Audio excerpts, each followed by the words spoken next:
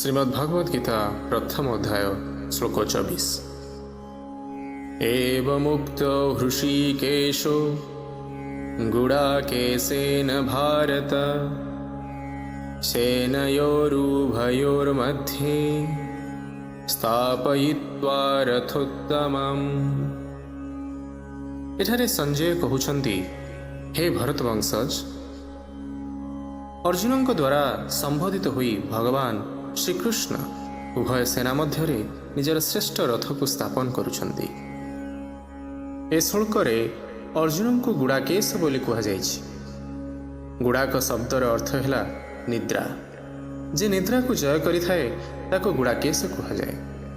निद्रा कहिले मध्य अज्ञानता को बुझाए।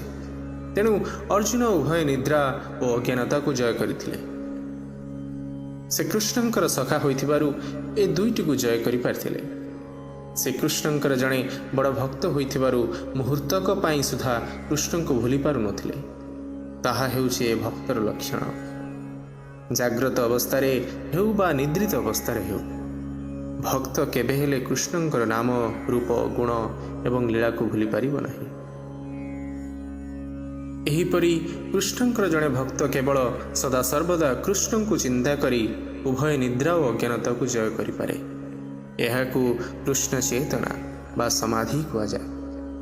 कृष्ण हेउचंती हृषिकेश, अर्थात से समस्त जीवंकर मन और इंद्रिय मानकर नियंत्रणकारी।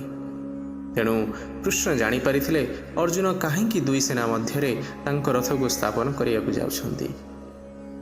राधे राधे।